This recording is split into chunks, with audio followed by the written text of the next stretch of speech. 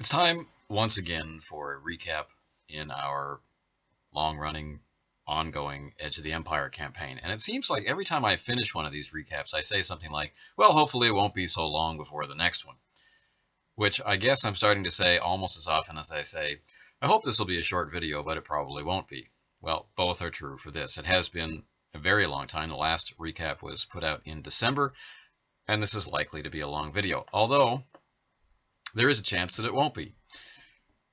As I've mentioned in the last few recaps, we've been having a harder and harder time coming together with the regularity that we used to have when the campaign began. We used to meet every week.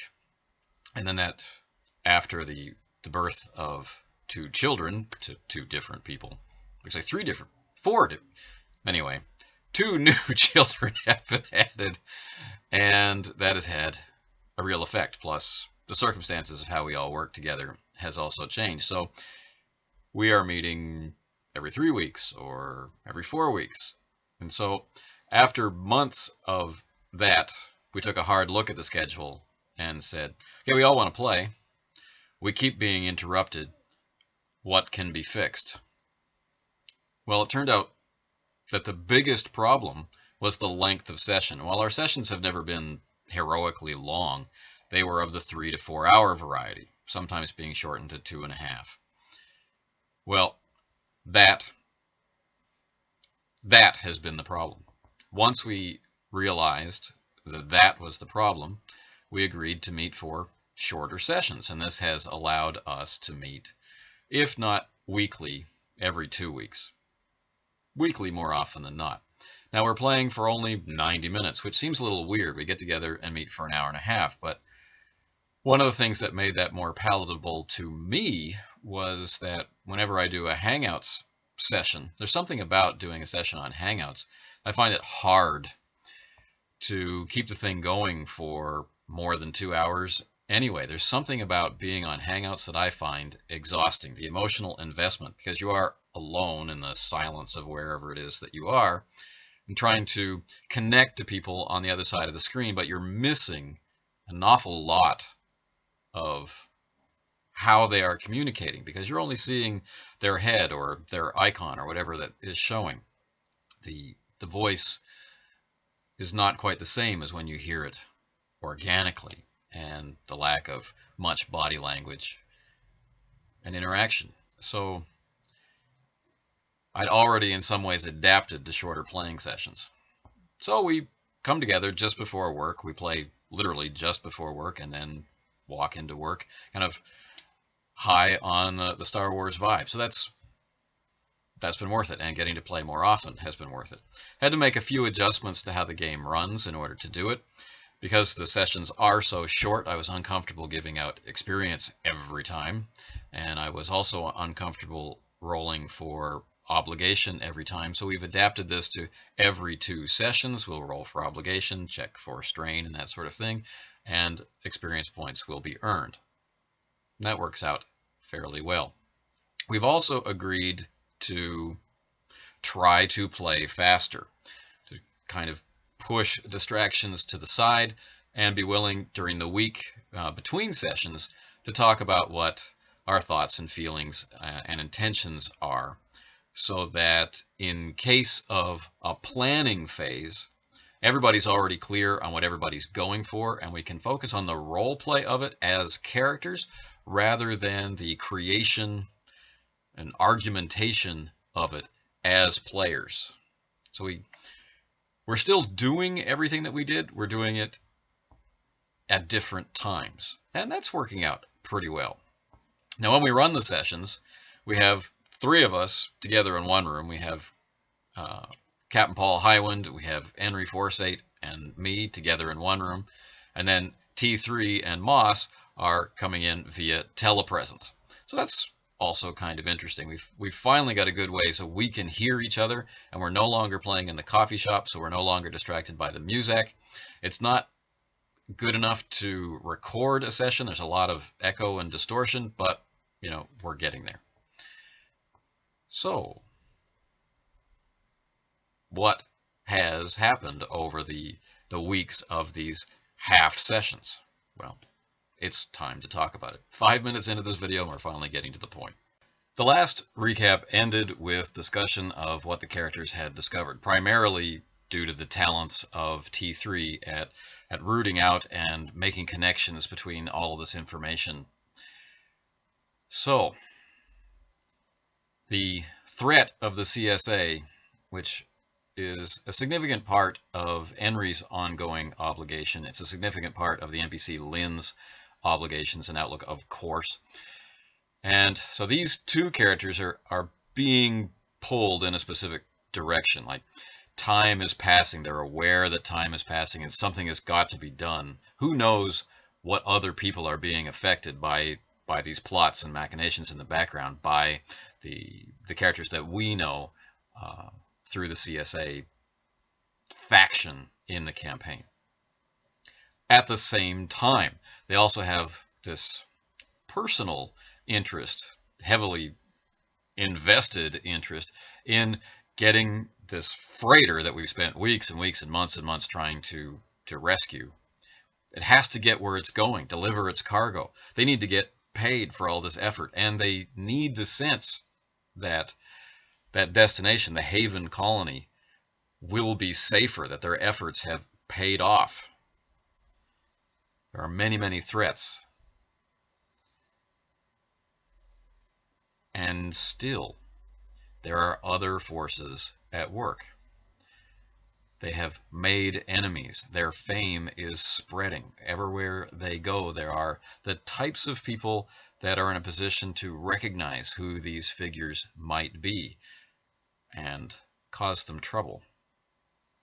So, the last event in the last recap was the decision by Enri, on the trembling edge of anger, to kill or not kill this returning nuisance of a character.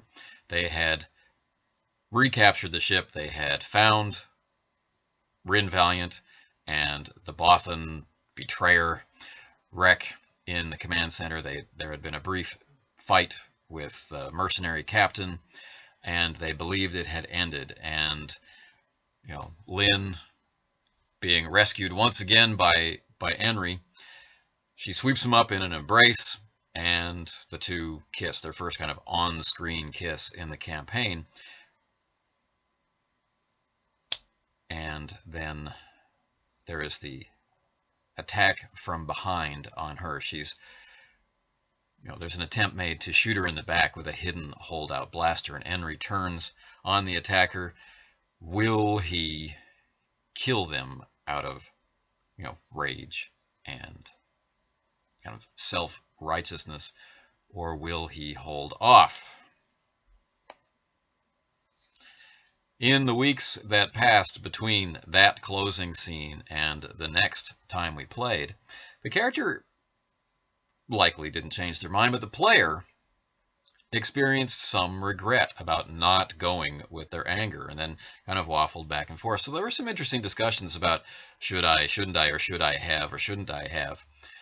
And when we open up with the next session, it is decided that Moss and Enri are going to get some answers. The two troublemakers have been put in different cells. We've got Rin Valiant in one cell down the hall, and we've got Rek, and they go visit Rek first. We've got a longer and more personal relationship with that character. So they go in to interrogate him and get some very specific answers about exactly what's going on, how much does the CSA know, and whose plan was this anyway. Like, really, this plan was far too well executed for them to feel comfortable believing it was Rin and Rek that pulled it off. Maybe the two in concert are better than they were separate, but and the influence of the mercenaries also doesn't seem like quite enough to make this happen. Now, through the information provided by T3, they get the sense that maybe the original idea had been planted with these characters by Lynn's uncle and or father. Maybe these characters, these very shadowy very capable characters, definitely string pullers and manipulators. Maybe they are ultimately responsible for this. And so what do they really know? And so this interrogation begins, but it doesn't get very far. Mostly we have Wreck pleading for his life and his freedom and pledging his allegiance once again, and then suddenly he begins to choke on his own vomit and dies. Moss and Henry are momentarily at a loss, but then they recognize that behind the slowly sinking and dying character of Wreck is T3, who's putting away this poisoned needle, one that she had liberated from the assassin droid, and we talked about in a much earlier recap. T3 had had enough, recognized that the threat to the group posed by Wreck was so high that it was illogical. She couldn't calculate why he was being allowed to go free again and again and again. She ended it. It's interesting, disturbing. Now, the mechanic for bringing all this about was, of course, one of the abilities going down her specialization tree is the utility belt, and bringing this out for this poison needle out for the destiny point. This was a pretty clever use of that talent, I felt. So now Wreck is dying.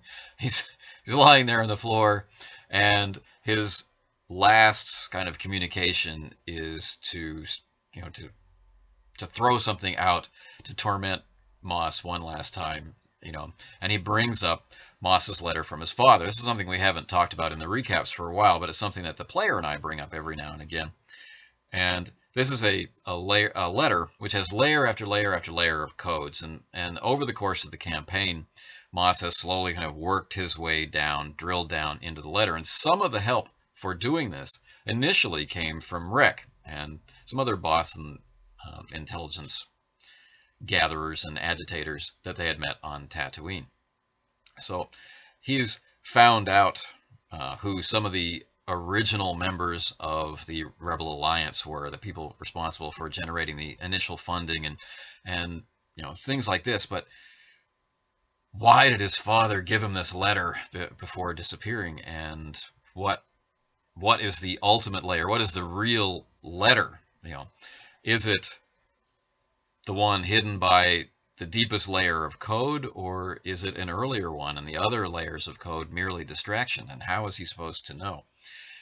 Wreck, as he's dying, says, we still haven't talked about the letter, and dies. So that was a very appropriate scene, final scene to have for Wreck as he departs the campaign as a corpse. So, not being willing or able to deal with the fact that T3 has committed an assassination, a cold-blooded, well, not really blooded, but a cold hydraulics murder. The two are left at odds for a bit, and then decide to see if they can get their questions answered by Rin, and they move in on him, and they play off the death of Wreck, and they get the man to kind of lay out how the plan was formed between Miata and their link to the CSA. Rin's not very much aware of the CSA connection. That was more Wreck's influence. But he's very well aware of the connection with Miata. And so Moss and Henry get themselves a clearer picture, which, when they get all their information together with T3, kind of spells out the whole thing. The mercenaries were sent their way by Lynn's relatives to ensure that whatever happens, that she was going to be removed from play. We still don't know why. Now, we haven't forgotten about Highwind and Tyra. They're still on Tatooine, but they were kind of not appearing in this session or the one before because of, as we've talked about, the scheduling difficulties. It just wasn't possible to have Captain Highwind in the scene. And so Captain Highwind was working in the background. supplying the codes that they needed to elude these Star Destroyers and whatnot. So that was nice to be able to kind of bypass that scheduling problem thanks to Paul's help. So our team of Henry, Moss, and Lynn, they've gathered together in the command center of this massive freighter way out in the farthest reaches of the Tatooine system, and they're watching the two Star Destroyers and figuring out their orbital pattern, and they're trying to figure out what they're going to do next. And then the street gang, orphan refugee collection of people they're going to be ferried to Haven with the group when they go to drop off its cargo. They're kind of manning the control center with the surviving members of the hired crew, which they got through their Tenlos connections. So a lot of the crew had fallen in battles with the mercenaries while trying to take over the ship, and the kids had kind of filled in the gap by booby trapping everything, and during the period of time through hyperspace from Brist to Tatooine, there had been this ongoing guerrilla warfare aboard the vessel. So they're manning the ship right now, and they rush in with information that 4 ships are fast approaching. They're just light freighters, but they're armed, and they're approaching in a very tactical sense. They got a long way to come, and they, of course, are very likely outside of sensor range. So for once, the group has a real advantage. They're sitting out here in this massive freighter, somewhere out on the edge of the system, but they're able to use their sensors to cover the entire system. And so they're watching the behaviors of these ships. Like, are they coming, are they just like smugglers going out on a run? Or are they coming in specifically now? And Henry gets a sense that, well, he has a bad feeling about this. So they're well aware that something wicked this way comes, and there's 4 of them, and there's 4 of those HKs that they've met on Tatooine that seem to be bounty hunters hunting them. So they're connecting the dots, and so they need to rely on Lynn and Moss and T3 working together in coordination to prepare evasive maneuvers. And rather than getting into like the space battle with an unarmed massive freighter, it becomes more like a submarine adventure as they're trying to evade well enough so that when the enemy ships reach where they've obviously been tipped off that the freighter is, they won't be there. And then they begin this cat and mouse game through the Tatooine system, which eventually the 4 pursuing vessels give up, break off, and return to Tatooine. Now what are we going to do? So they have the proper authorization codes, so it is suggested that fortune favors the bold. Henry is very well informed about Imperial protocol and policy, and Moss has been a smuggler for a long time, and Lynn, this is her bread and butter. So the 3 of them concoct a plan where they will just simply show up under their false credentials, use their authorization codes, go into orbit around Tatooine, and wait for cargo to be picked up, with none the wiser, and actually use the 2 Star Destroyers to protect them from any untoward activity from the planet. It's a pretty good plan. And so once they achieve orbit around Tatooine, Henry and Moss return to the surface. They want to hook up with Tyra and Highwind and move on to the next thing. Now, right up until the point of play, we weren't really sure if Captain Paul Highwind could be present or not. So I had to concoct a readiness within myself to be able to fold him into the ongoing action as needs be. And so it ended up he was able to be present, and we folded him in as soon as we could. So Moss and Henry are in the unfortunate situation of the ship that they had flown out to the freighter in the first place Henry had used as a weapon to wipe out a squadron of heavily armed and armored guards. So they really don't have, any other means of transportation than this enormous freighter. And this is going to be a problem. Henry's own ship, the Forgotten Knight, it's safely hidden away inside Jabba's palace. And they're supposed to be on the outs with Jabba, even though they're in cahoots with him. So going to the palace to get the ship, risks exposing that. Although their attachment to that plan at this point is really starting to wear thin. They're ready to move directly against Miata themselves, especially after she tried to blow them up twice. I mean, wouldn't you? So Moss uses his contacts. He's an explorer more than anything else. He uses his contacts to charter a vessel to come up and get them and ferry them down to the surface. They're going to leave Lynn behind. She has extensive background as a legitimate freighter captain and can so do the best job to justify their orbit of Tatooine, waiting for cargo to be delivered. She will also, restock the ship and take care of any lingering crew problems. So they head down to make contact with Highwind, who will be somewhere between Mos Eisley and Anchorhead. The rebels are ensconced in their secret base in Anchorhead, and he definitely had some questions he wanted to ask of them. And the codes that they needed to deal with the Star Destroyers, he had to go to Mos Eisley for, so he's somewhere in that vicinity. They need to make contact with him and meet up. So let's talk about Highwind a little bit. Highwind had gone to connect with the rebels in order to find out more what was happening on Brist, the planet left behind. Not only is his ship still there, but his nemesis slash former slash maybe current love is there, possibly alive, possibly in trouble, possibly needing his help, and he's under a lot of torment.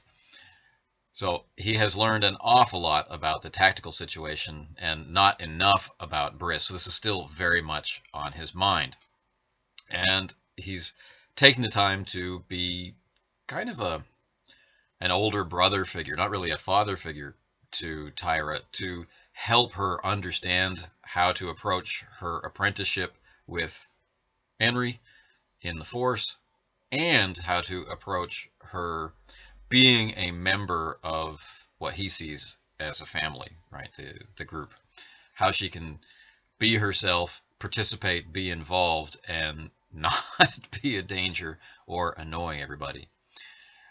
And these are some really good scenes with some excellent character development, which set up some exciting scenes later on. So we bring Moss and Henry and T3 down to the surface of Tatooine once again, and they get themselves some transportation, and they're moving through the streets, recognizing suddenly that it looks like they're heading into an ambush. Now, before anything can really happen, they also see Captain Paul Highwind and Tyra running down the street in the other direction, and it looks like they're being pursued. And at that exact moment, the front end of their speeder transportation is blown out from under them as they get hit by a massive wave of coordinated fire from multiple angles. The ship slews around and comes crashing to a halt, facing in the opposite direction of where it had been going. So the back end of the ship is now, or the speeder is now facing the onrushing Highwind and Tyra. What are they going to do? Who has hit them? Well, a very quick-eyed Moss spots HK units surrounding them and recognizes that the crowds of people are actually set up as blockages to traffic and possible hostages, and there are very few routes of egress from this place, and they're being closed. So the pressure is on, the tension's on. Firefight breaks out, and reignites his lightsaber and wades out into the smoke of the crash.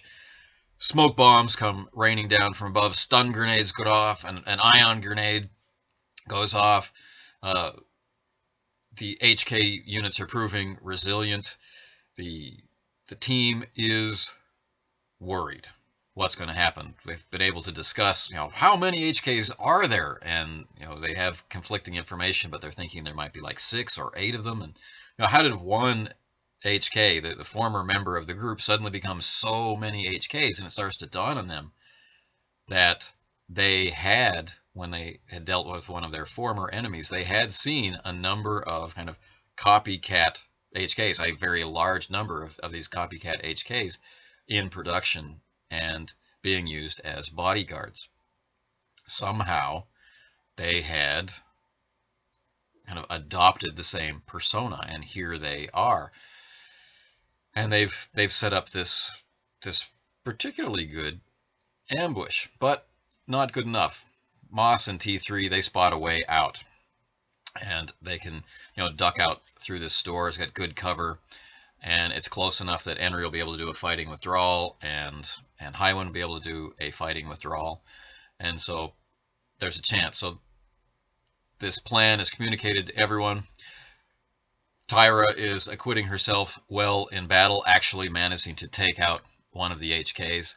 Highwind, likewise, is proving to be a significant threat to the HKs, his deadly marksmanship paying off, and Henry is no longer worried about displaying the Force in public, and he manages to break the crossfire by using the Force to hurl a number of the HKs into the onrushing ground-based HKs from their elevated position. Under the cover of all of this chaos, they can make their escape, and they retreat through this store. They politely coerce the owner into revealing where his personal vehicle is. They rush out the back of the store, they get in the vehicle and take off. And as they leave, they see 2 more HKs, one of them setting up a heavy weapon to fire on them, but one of them holding some kind of trigger device. Now, we've been playing for a long time. It's been 3 years almost of play, so we're starting to have players purchase the signature abilities for their characters. So Moss was the first to do this, and he got a very cool ability called Unmatched Mobility, which basically allows this particular character to take a third maneuver. Remember, there's normally a cap of 2. And as you go through the signature ability tree, you can ultimately get these additional maneuvers for free. You don't have to pay the normal cost for them. So it's very much in tune with how Moss has been played from the beginning. So I was very glad that he took that one. And so, he's somewhat of a reckless driver. So he's going to be taking 3 pilot maneuvers and, just book it out of this alley. Highwind has also developed a signature ability, and his is called Narrow Escape, and that's what it allows you to do. Whatever situation or trap that the game master has set before you, pay the price and are able to narrate appropriately with the GM's approval, you're going to escape. And as this signature ability develops, you have the ability to escape in different situations, like on your own or in a vehicle, and so on. So we've got these 2 signature abilities working in coordination, or we will. And because of the situation, Highwind's hanging on the outside of this vehicle. Moss is driving. So the signature ability that we're going to use is Moss's. So he just rips out of this alley, leaving the HKs behind.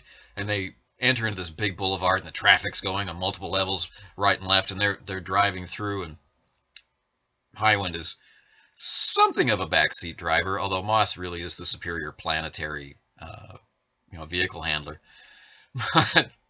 So we got Highwind hanging on the outside, we've got people being tossed around on the inside, and boom, the ship comes crashing down. All power dead, comes crashing down in the middle of this boulevard, and it does a couple of flips over, and Highwind is miraculously unscathed on the outside of the vehicle, so this was a cause of celebration. But before people could get too excited, a platoon of HKs show up on one side, and, well, platoon's an exaggeration of numbers, but anyway, a large number of HKs show up on one side, and then this massive, kind of vaguely reminiscent of the Sandcrawler ship comes down, and this, of course, is Miata. And it's got these gun cupolas on the side of it, and she's coming in, loaded for bear. What are they going to do? Inside the van, Tyra, whose primary specialization really is that she's a tech. She manages to get the vehicle going again. She finds the kill switch, she removes it, and the vehicle roars again to life. And the fire being exchanged, it turns out suddenly, is between the HKs and Miata. It's like they're fighting over the opportunity of who gets the group.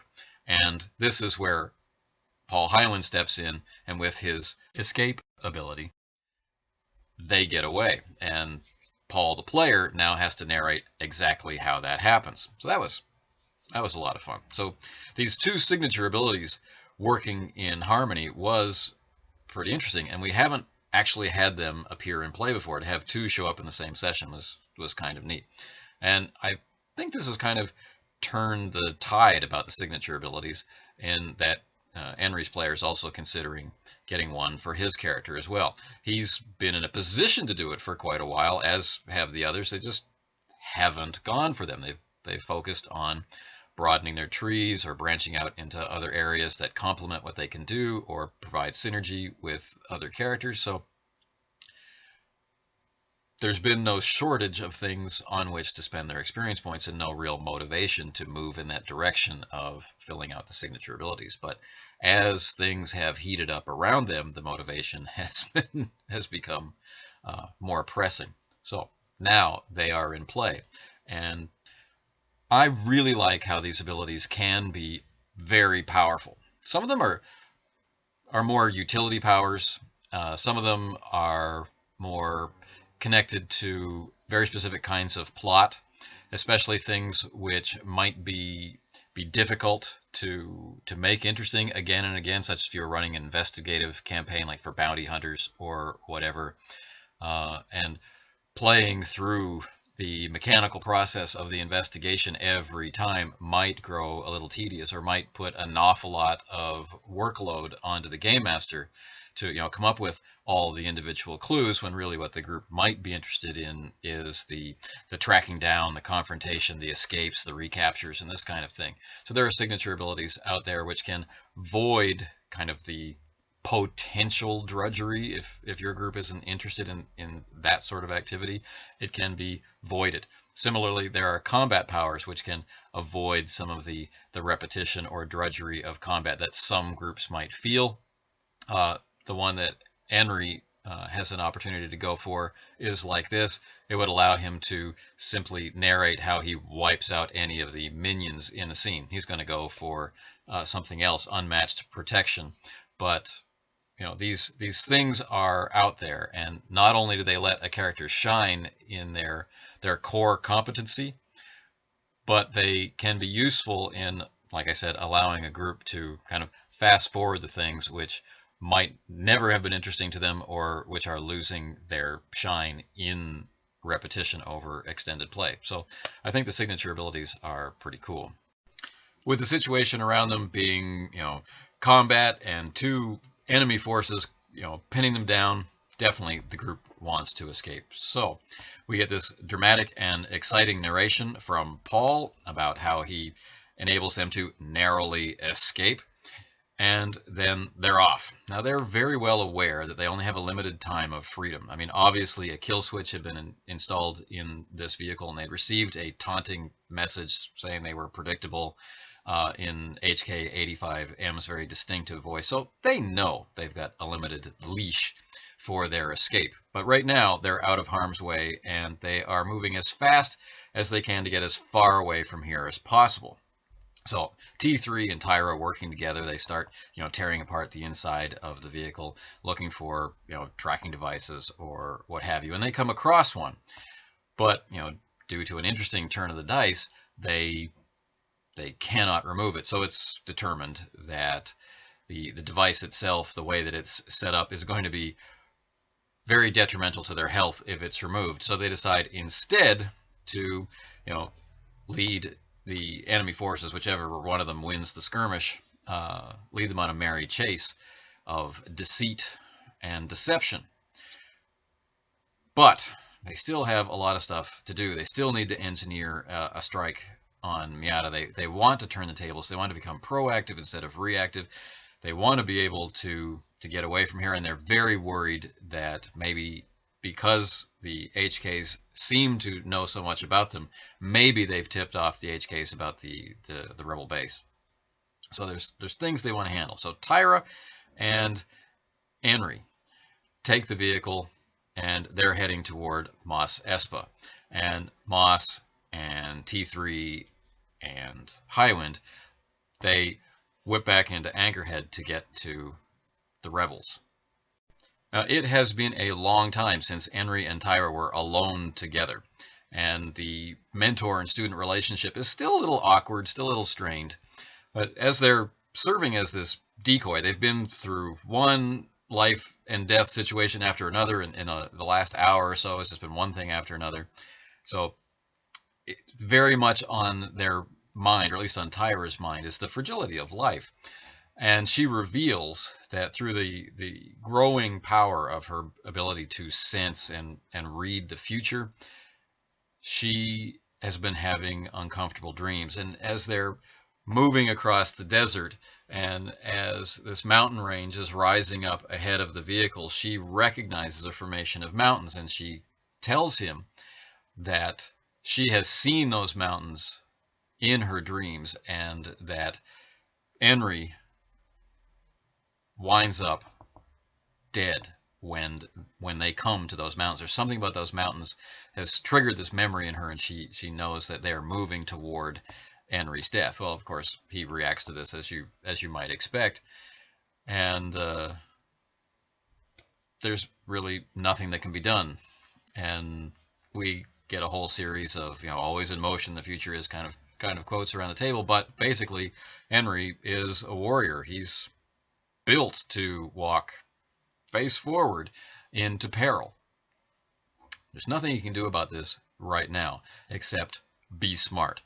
And their job, their mission right now, is to ditch this van, get another one, and get back to the rest. So that's his plan. But as they're pulling into the outskirts of Mos Espa for a good place to ditch the van and seek another, an Imperial shuttle is dropping out of the sky with a small fighter escort. And they recognize that an Imperial occupation of Mos Espa, or at least some kind of Imperial action, is starting to take place, and they're there as it happens. And Henry knows, he just knows, that the operatives of the Imperial intelligence group, they have found him once again. So as we're playing through this session, I got an eye on the clock, and I recognize that time is almost up, and we haven't had a cliffhanger since last week, and it's time for another one, a slightly different one. So we peel away from Henry before anything can really happen there, build up the tension there, and then we go to the rebels, and Highwind and T3 and Moss make their way into the rebel base to inform them that there might be trouble. But once they get in there, they find that the rebels have already been captured, and people that Moss and T3 recognize from Miata's hideout, they have gotten the drop on the rebels, and way down below in the massive hangar area, this cell of rebels is primarily for bringing together equipment. They've got them down the bottom of this hangar, so our heroes are up on the catwalk looking down, and no one knows that they're there yet. And Miata's crew is interrogating or asking questions to the captured rebels. Well, this isn't going to stand, and so they move out across the catwalks stealthily. They drop down some stun grenades, and boom, for the most part, deal with the threat of Miata's thugs. A couple of well-placed shots, and then everything's okay. So they bundle those guys up, and they begin preparations to evacuate the rebels. It's time. It's just too hot. And then, as they are moving into the rebel command center to prepare this evacuation, a couple of things happen.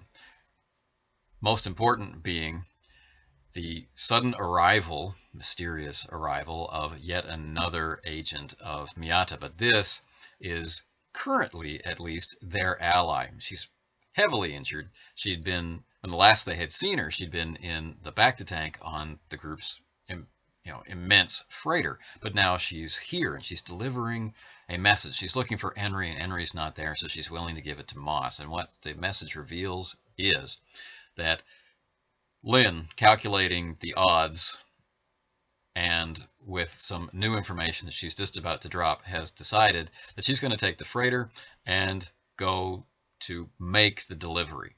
She doesn't want to distract Henry any further from what he needs to get done.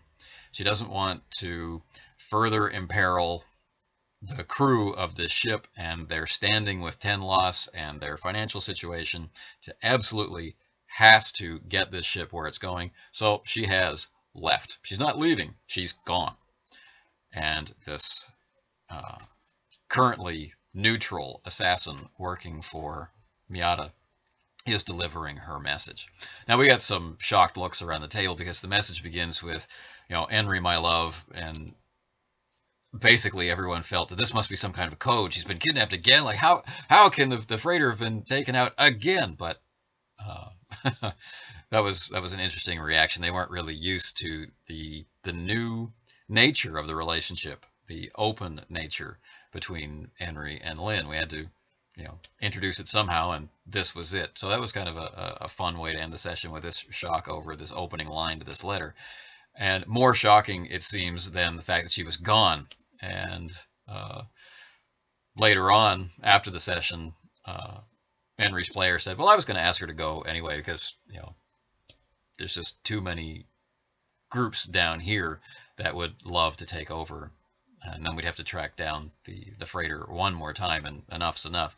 So that was cool that people were cool with this NPC decision to take off with such a massive piece of their inventory.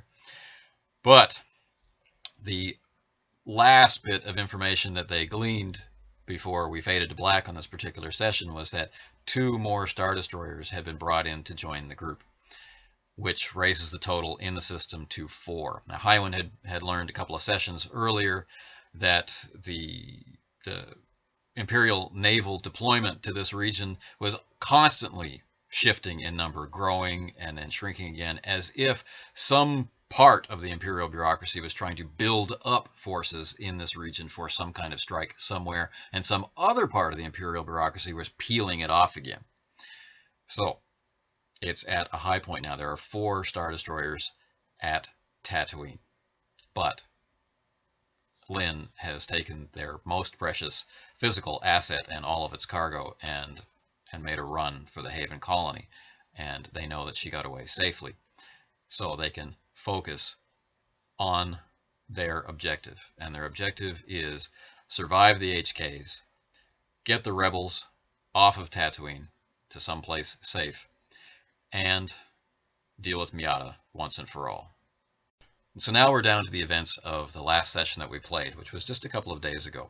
Highwind and T3 and Moss, they're working together with the rebels, and all the ordnance is being loaded into rebel transports and the small freighters that they have, but they don't have enough pilots to move everything that flies. So those 3 are going to assist them, which means they have to leave some ships behind, which may create a story seed for a subsequent adventure, maybe a one-shot I do on Hangouts or something I do with the group.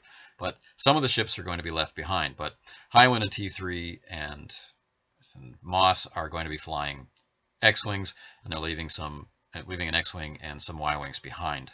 There's nothing they can do about it. The freighters with their ordnance and their food supplies and things are more important at this stage. Hopefully, a rebel strike team will be able to rescue the fighters later. So they've got to get out of here, and they've done some deep thinking and some preliminary searching, and they recognize that they might be able to use Rin Valiant's former hangout in the desert. And way back, if you go back in the recaps, to a certain speeder race around Tatooine, like a pod race, there was an incident with Henry and Moss and a crate dragon.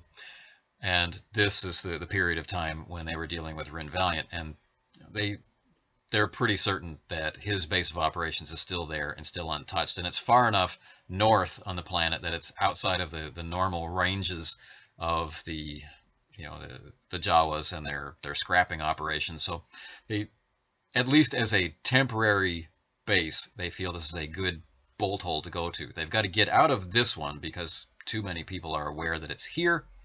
At least that's their concern. And the rebels haven't been able to make contact with Rebel Alliance Command to arrange a rendezvous. So they've got to leave now, but they don't have anywhere to particularly go.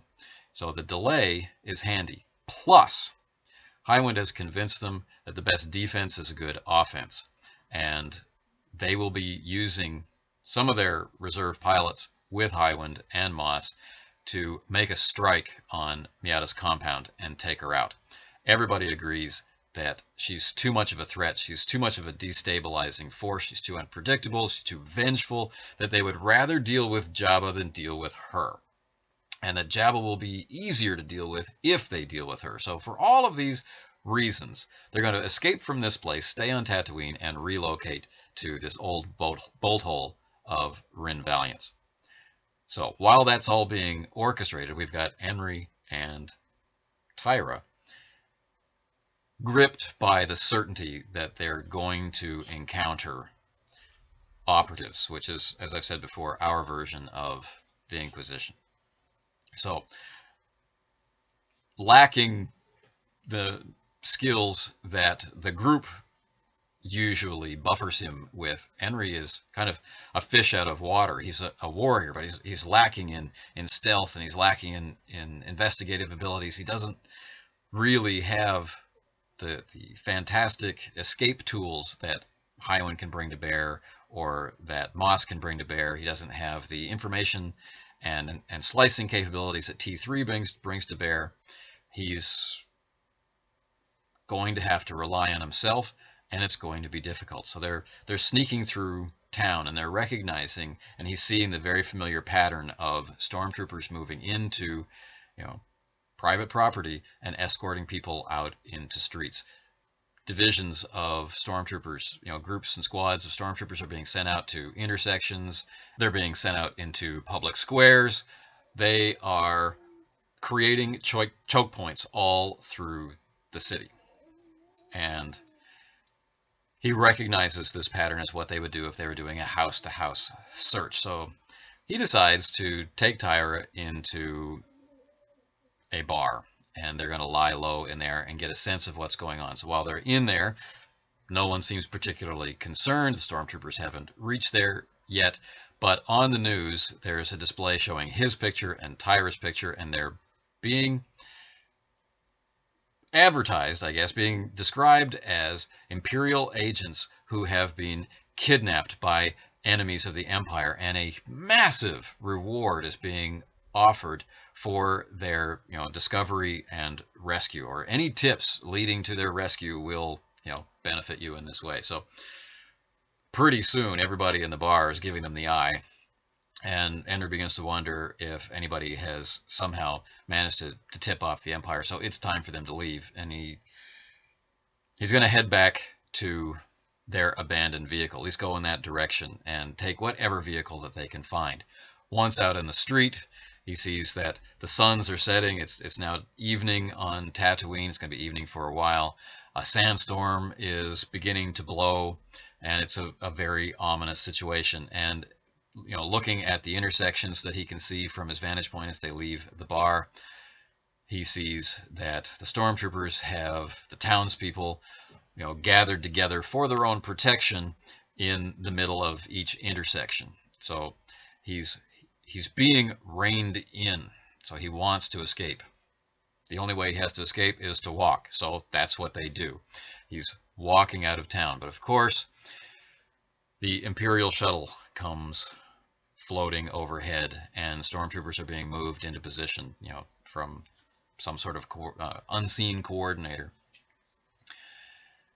Henry's going to have some kind of showdown. The ramp opens up on the front of the shuttle, and he can see two of the operatives, but their insignia and their uniform is slightly different from what he's seen before, and he kind of makes a guess that they are a higher rank, maybe closer to the Emperor perhaps than to Vader. And the threat level perceptibly increases. Now, to keep the tension up, I keep cutting back and forth between the groups, but as we close out the session, we deal with Henry and Tyra. And Henry is going to meet them head on. He's being pressured into surrendering, but he's also being taunted, and someone is using influence against him successfully. And his anger, he's on two poles of bravery and anger. His anger is bubbling up to the surface, and the player's taking this challenge to portray Henry as out of control, angry. Tyra, meanwhile, is being gripped by fear, and they receive the message, welcome. We've learned that she's some part of the Windu family. This name means nothing to any of the player characters, which is of amusement to the players. And as some sort of taunt, they get the message that they're looking for Tyra. Not necessarily Henry, but they're looking for Tyra, and they want to add her to the Emperor's eugenics program, where Henry has begun to suspect that he has force powers, and he knows that others like him, he's a former clone trooper, others like him were likewise able to use the force, and they have been hunted down and exterminated. When the shuttle first comes down over them, they address him by his stormtrooper code name, NRE 478. They don't refer to him by any of his aliases or anything, just that. And they tell him to stand down in a real voice of authority. He refuses. He's going to protect whoever he can. So battle begins. Henry draws his lightsaber, and they remain in the shuttle, and the emotional assault against him is continuing, and so he lashes out in anger, and he uses the force, the power of move, and his intention is to pull the shuttle down out of the sky and smash it into the ground. Now, I had to make some very fast decisions here as a game master. How do I feel about move being used in this way? The power that he wants to use is, to be able to tear something free from its moorings and use it to do damage. So I have to be flexible about how the power gets used, but I'm having trouble accepting that the power is strong enough to do this, or that he is strong enough to do this. So what do I do? So I look at Henry's discipline ability, I look at all the force points he's generated, and I look at the pilot's skill. Now, if the pilot's skill were better, if his discipline score were worse, I would have an opposed roll to see, is the pilot capable of fighting against being pulled down suddenly to the ground? But Henry's discipline far outclasses the pilot's ability to be a pilot, and so rather than use up our precious time on the supposed roll, which I know is going to go a certain way anyway, I follow the rules as written for the game, and we just pass over this without calling for that roll. So the shuttle is pulled down. At the same time, it's not an unpowered object that's being ripped free from its moorings. It's in flight. It's actively hovering, and it's a very large and pretty powerful ship. So it gets pulled down to the ground. There's a heavy impact. I assign falling damage and strain to the occupants, some of whom are out of the fight, some of whom are still able to function. The Inquisitors come stumbling out. There's dust everywhere. The storm is starting to whip up, and we move into the real meat and terror of the combat. What's going to happen? It's going to be a lightsaber duel. Is it going to be a force power versus force power duel? Are the stormtroopers going to open up? Who knows what's going to happen? And tensions are running high. Tyra is doing nothing. She's gripped in this shell of fear, and the anger is rising up in in Enry.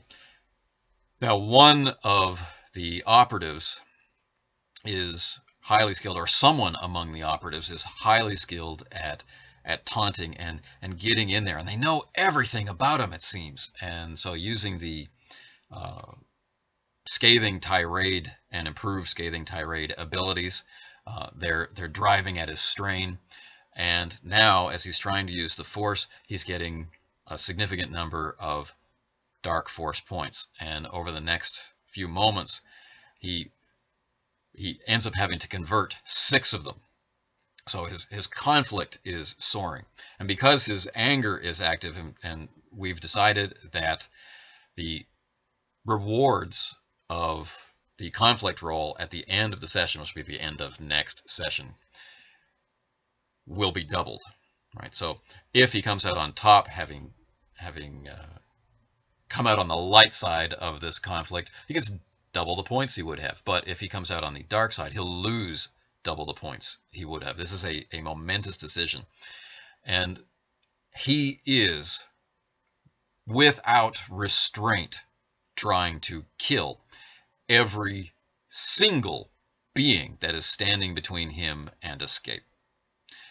He's pulled the shuttle out of the sky without heed to any possible civilian casualties. And then he doubles down on that, and he's going to use the shuttle again as a weapon against the disoriented stormtroopers and against the very oriented operatives, which are now moving in on him. One of them is trying to crush him into the ground using the power of move, but he shrugs it off.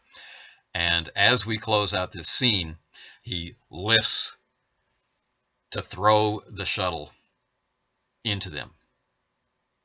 But what will happen? The dice are unpredictable. Let's find out in the next recap.